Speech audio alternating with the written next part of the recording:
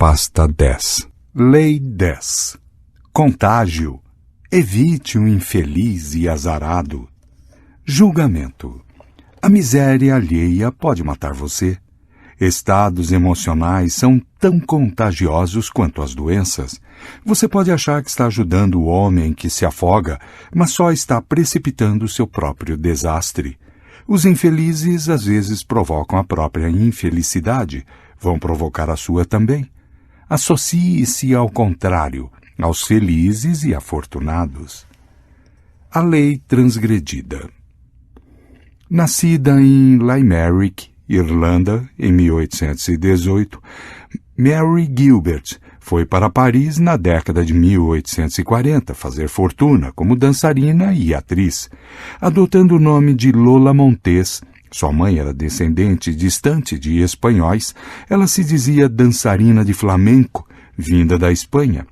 Em 1845, sua carreira ia mal e, para sobreviver, ela virou prostituta de luxo. Rapidamente, uma das mais bem-sucedidas em Paris.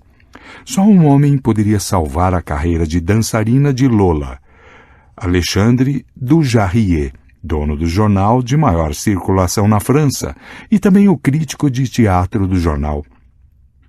Ela resolveu cortejá-lo e conquistá-lo. Sondando seus hábitos, ela descobriu que ele saía para cavalgar todas as manhãs. Sendo ela mesma uma excelente amazona, certa manhã foi dar um passeio a cavalo e acidentalmente esbarrou com ele. Não demorou muito e estavam cavalgando juntos todos os dias. Passaram-se algumas semanas e Lola se mudou para o apartamento dele.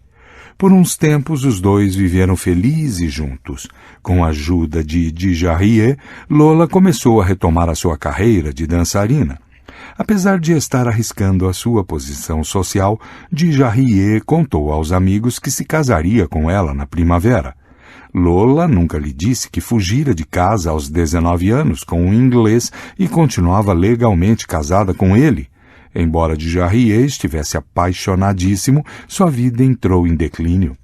Sua sorte nos negócios virou e os amigos influentes começaram a evitá-lo. Uma noite, Dujarrier foi convidado para uma festa, frequentada por alguns dos rapazes mais ricos de Paris. Lola quis ir também, mas ele não deixou. Tiveram a primeira briga, e Dujarrier foi à festa sozinho. Ali, totalmente bêbado, ele insultou o importante crítico de teatro, Jean-Baptiste Rosemont de Beauvallon, talvez por causa de algum comentário seu a respeito de Lola. Na manhã seguinte, Beauvallon o desafiou para um duelo. Beauvallon era um dos melhores atiradores da França. Dujarrier tentou se desculpar, mas o duelo aconteceu e ele foi morto. Assim, terminou a vida de um dos jovens mais promissores da sociedade parisiense. Arrasada, Lola deixou Paris.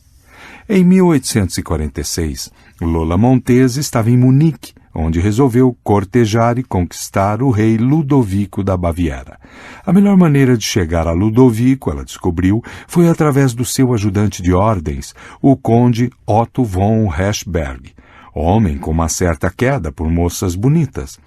Um dia o conde fazia o de jejum num café ao ar livre quando Lola passou a cavalo, escorregou acidentalmente da sela e aterrissou aos seus pés. O conde se apressou a ajudá-la e ficou encantado. Prometeu apresentá-la a Ludovico. Herschberg arranjou uma audiência com o rei para Lola, mas quando ela chegou à antessala, escutou-o dizer que estava muito ocupado para receber uma estranha atrás de favores.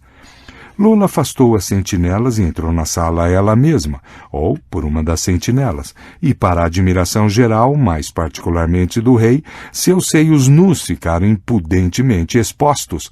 Lola teve a sua audiência com Ludovico. 55 horas depois, ela estreava num palco bávaro. As críticas foram terríveis, mas não impediram Ludovico de arranjar outras apresentações. Ludovico estava, segundo as suas próprias palavras, enfeitiçado por Lola. Começou a aparecer em público com ela pelo braço e depois comprou e decorou um apartamento para ela num dos bulevares mais elegantes de Munique. Embora conhecido como um homem sovina que não se dava a extravagâncias, ele passou a encher Lola de presentes e a escrever poemas para ela. Agora sua amante favorita, ela ganhou fama e fortuna da noite para o dia. Lola começou a perder o senso de limite.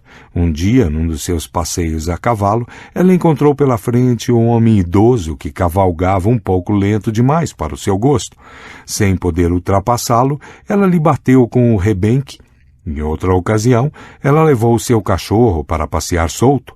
O animal atacou um transeunte e ela, em vez de ajudar o homem, bateu nele com a correia. Incidentes como estes enfureciam os impassíveis cidadãos da Baviera, mas Ludovico ficou ao lado de Lola e até a naturalizou cidadã bávara. O entourage do rei tentou alertá-lo para os perigos dessa aventura, mas quem criticava Lola era sumariamente despedido. Enquanto os bávaros que antes amavam seu rei, agora o desrespeitavam declaradamente, Lola ganhava o título de condessa, um palácio novo construído para ela, e já estava se metendo na política, aconselhando Ludovico. Ela era a maior força do reino. Sua influência no gabinete do rei aumentava cada vez mais e ela tratava os outros ministros com desdém. Consequentemente, explodiam rebeliões por todo o reino. Uma terra antes pacífica encontrava-se virtualmente à beira de uma guerra civil e os estudantes cantavam por toda parte. House meet Lola? Em fevereiro de 1848, Ludovico finalmente não conseguiu mais suportar a pressão. Com grande tristeza, mandou que Lola deixasse a Baviera imediatamente. Ela deixou, mas não antes de conseguir o que queria. Nas 5 semanas seguintes, a ira dos bávaros se voltou contra o seu rei, antes tão amado. Em março daquele ano, ele foi forçado a abdicar. Lola Montes se mudou para a Inglaterra. Mais do que tudo, ela precisava de respeitabilidade e, apesar de casada, ainda não tinha se divorciado do inglês com que se casara anos antes. Ela voltou seus olhares para George Trafford Held, um jovem oficial do exército com um bom futuro pela frente, filho de um influente advogado. Embora 10 anos mais novo do que Lola e podendo escolher entre as moças mais bonitas e ricas da sociedade inglesa, Held cedeu aos seus encantos. Casaram-se em 1849. Presa logo em seguida, acusada de bigamia, ela fugiu enquanto desfrutava a liberdade provisória e os dois foram para a Espanha. Eles discutiam muito e, certa ocasião, Lola o feriu com uma faca. Finalmente, ela o mandou embora. Voltando para a Inglaterra, ele descobriu que tinha perdido seu posto no exército. Banido da sociedade inglesa e pobre, mudou-se para Portugal. Poucos meses depois, num acidente de barco, a sua curta vida chegou ao fim. Anos depois, o homem que publicou a autobiografia de Lola Montes foi à falência. Em 1853, Lola se mudou para a Califórnia, onde se casou com um homem chamado Pat Hull. Esse relacionamento foi tão tempestuoso quanto os anteriores, e ela trocou Hull por outro. Ele começou a beber e entrou em depressão profunda até morrer, 4 anos depois, ainda relativamente jovem. Aos 41 anos de idade, Lola doou suas roupas e ornamentos e se voltou para Deus. Excursionou pela América, dando palestras sobre temas religiosos, vestida de branco e usando uma tiara na cabeça como se fosse uma auréola. Morreu 2 anos mais tarde, em 1861. Interpretação. Lola Montes atraía os homens com seus artifícios, mas o seu poder sobre eles ia além do sexo. Era através da sua força de caráter que ela mantinha seus amantes subjugados. Os homens eram sugados pelo turbilhão que ela criava ao seu redor. Eles ficavam confusos, perturbados, mas a intensidade das emoções que ela despertava os fazia se sentir vivos. Como costuma acontecer com os contágios, os problemas só surgiam com o passar do tempo. A instabilidade inerente de Lola começava a irritar seus amantes. Eles se viam envolvidos nos seus problemas, mas o apego emocional fazia com que desejassem ajudá-la. Este era o ponto crucial da doença, pois Lola Montes não podia ser ajudada. Seus problemas eram muito profundos. Uma vez identificando-se com eles, o amante estava perdido. Ele se viria enredado em discussões. O contágio se espalhava pela sua família e amigos, ou, no caso de Ludovico, por toda uma nação. O único jeito era eliminá-la, ou sofrer um futuro colapso.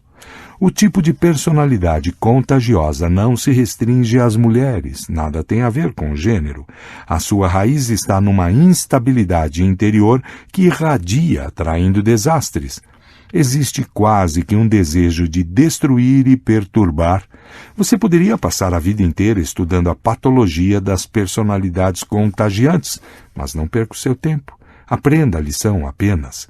Se desconfiar de que está na presença de uma pessoa contagiosa, não discuta, não tente ajudar, não passe a pessoa adiante para seus amigos, ou você cairá na teia. Fuja ou sofrerá as consequências. Aquele Cássius tem uma expressão magra e faminta. Ele pensa demais. Não conheço outro homem a quem deve evitar com tanta rapidez como esse minguado Cássius. Homens assim não ficam à vontade vendo outro maior do que eles e, portanto, são muito perigosos. Júlio César, William Shakespeare, 1564-1616. As chaves do poder. Aqueles infelizes derrubados por circunstâncias fora do seu controle merecem toda a nossa ajuda e simpatia. Mas há outros que não nasceram infelizes ou desventurados, mas atraem a infelicidade e a desventura com seus atos destrutivos e o efeito perturbador que exercem sobre os outros. Seria ótimo se pudéssemos chamá-los de volta à vida, mudar seus padrões, mas quase sempre são esses padrões que são assimilados por nós e nos mudam. A razão é simples. Os seres humanos são extremamente suscetíveis a humores, emoções e até maneiras de pensar daqueles com quem convivem. A pessoa irremediavelmente infeliz e instável tem um poder de contaminação muito forte, porque sua personalidade e emoções são muito intensas. Ela costuma se apresentar como vítima, o que torna difícil ver logo de início que é ela mesma a origem desse sofrimento.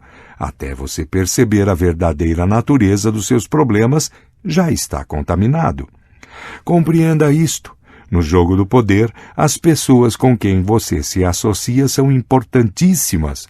O risco de se associar a contaminadores é que você desperdiça tempo e energia preciosos para se livrar disso. Culpado por uma espécie de associação, você também será um sofredor aos olhos dos outros. Jamais subestime o perigo do contágio. São muitos os tipos de pessoas contagiosas com os quais devemos ter cuidado. Um dos mais insidiosos, porém, é o que sofre de insatisfação crônica. Cássius, o romano que conspirava contra Júlio César, tinha a insatisfação que se origina da inveja profunda. Ele simplesmente não suportava a presença de alguém mais talentoso. Provavelmente porque percebeu a interminável amargura do homem. César o rejeitou para o posto de primeiro pretor, preferindo Brutus. Cássius guardou rancor e seu ódio por César se tornou patológico. Ao próprio Brutus, dedicado republicano, não agradava a ditadura de César. Se ele tivesse tido paciência de esperar, teria sido o primeiro homem em Roma depois da morte de César, e poderia ter desfeito um mal que o líder havia causado. Mas Cássius o contaminou com seu próprio rancor, enchendo seus ouvidos diariamente com histórias sobre a maldade de César. Finalmente ele convenceu Brutus a conspirar. Foi o início de uma grande tragédia. Quantos infortúnios teriam sido evitados se Brutus tivesse aprendido a temer o poder do contágio? Só existe uma solução para isso: quarentena. Mas, quando você reconhece o problema, em geral já é tarde. Uma Lola Montez vence você com sua personalidade forte. Cássius intriga você com sua natureza confiante e a profundidade dos seus sentimentos. Como se proteger desses vírus insidiosos? A resposta está em julgar as pessoas pelos efeitos que elas exercem sobre o mundo e não pelas razões que elas dão para os seus próprios problemas. As pessoas contagiantes são reconhecidas pela infelicidade que atraem sobre si mesmas, por seu passado turbulento, pela extensa fileira de relacionamentos rompidos, por suas carreiras instáveis e pela própria força de uma personalidade que se apodera de você e o faz perder o juízo. Imagem. Um vírus, despercebido. Ele entra pelos seus poros sem avisar, espalhando-se silenciosa e lentamente.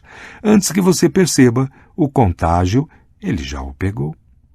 Esteja alerta a estes sinais do contaminador. Aprenda a olhar o descontente no olho. E o mais importante, não tenha dó. Não se complique tentando ajudar.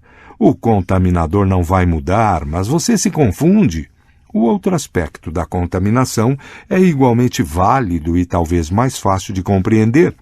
Há pessoas que atraem a felicidade com o seu bom humor, com a sua natural animação e inteligência. Elas são fonte de prazer e você deve se associar a elas para partilhar a prosperidade que atraem sobre si mesmas. Não estamos falando apenas de bom humor e sucesso. Todas as qualidades positivas podem nos contagiar. Talleyrand tinha muitos traços estranhos e intimidadores. A maioria das pessoas, entretanto, concordava que ele era, entre os franceses, o mais elegante, aristocrático e inteligente.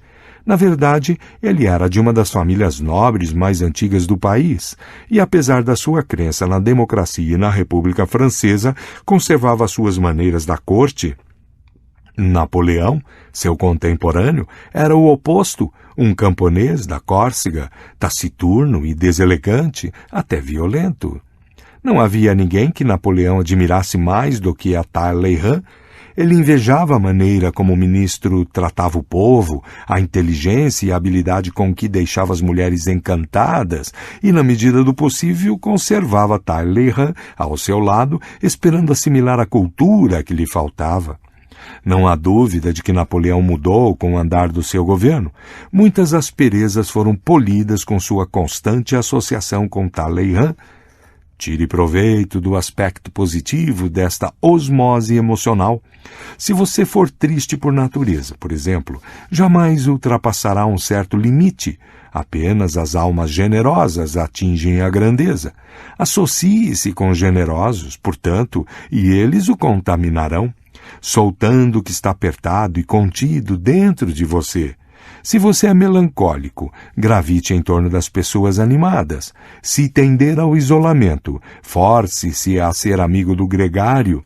Jamais se associe com quem tem os seus mesmos defeitos. Eles reforçarão tudo o que trava o seu caminho. Crie associações apenas com afinidades positivas, que esta seja uma regra de vida, e você se beneficiará mais do que com todas as terapias do mundo.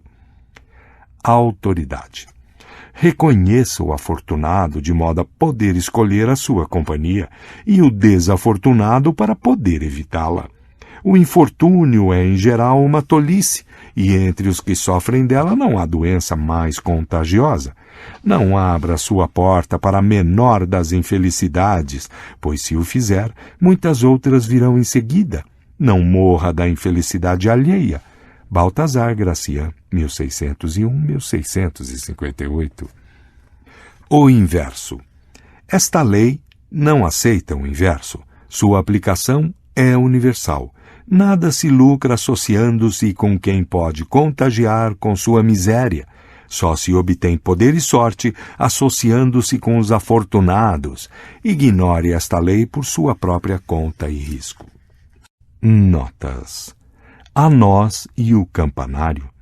Uma noz foi levada por um corvo até o topo de um alto campanário e, caindo numa fresta na parede, conseguiu escapar ao seu terrível destino. Então ela suplicou à parede que a abrigasse, invocando a graça de Deus, louvando a sua altura e beleza e o nobre tom de seus sinos.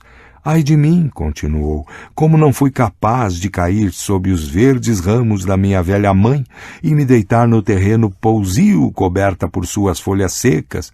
Você, pelo menos, não me abandone. Quando me vi no bico do cruel corvo, jurei que se escapasse terminaria a minha vida num pequeno buraco. Ouvindo estas palavras, a parede, compadecida, de bom grado, abrigou a noz ali onde ela havia caído. Em breve, a noz se abriu, as raízes se estenderam pelas fendas, forçando a passagem. Os brotos avançaram em direção ao céu, logo estavam mais altos do que o prédio, e à medida que as raízes retorcidas engrossavam, iam derrubando paredes e deslocando as velhas pedras. Então a parede, tarde demais e inutilmente, lamentou a causa da sua destruição, e em pouco tempo só restavam ruínas. Leonardo da Vinci, 1452-1519. Na sua época, Simon Thomas foi um grande médico. Lembro-me de o ter encontrado um dia na casa de um tísico velho e rico.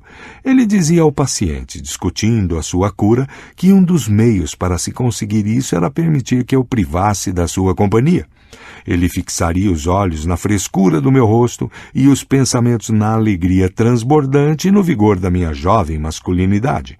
Enchendo seus sentidos com as flores da minha juventude, talvez ele se sentisse melhor. Esqueceu-se de acrescentar que eu poderia me sentir pior. Montaigne, 1533-1592. Muitas coisas se diz serem contagiantes. A insônia pode ser contagiante e o bocejo também. Na estratégia em larga escala, quando o inimigo está agitado e mostra a tendência a se apressar, não se preocupe, demonstre calma total e o inimigo se impressionará com isso e relaxará. Você contagia o seu espírito. Você pode contagiá-lo com um espírito despreocupado, como que embriagado com o tédio ou mesmo com a fraqueza. A Book of Five Rings, Miyamoto Musashi, século XVII. Não olhe para um tolo como se fosse um homem culto, embora você possa reconhecer um homem talentoso como sábio, e não considere um abstêmio ignorante como sendo um verdadeiro asceta. Não se associe aos tolos, especialmente aqueles que se consideram sábios, e não se satisfaça com a sua própria ignorância, que as suas relações sejam apenas com homens de boa reputação, pois é por meio dessas associações que os homens conquistam uma boa reputação. Não vê você como óleo de gergelim se mistura com rosas ou violetas e como depois de estar em associação um certo tempo com rosas ou violetas, ele deixa de ser óleo de gergelim e é chamado de óleo de rosas ou de violetas. A Mirror for Princes, Kaikous Ibn Iskandar, século XI.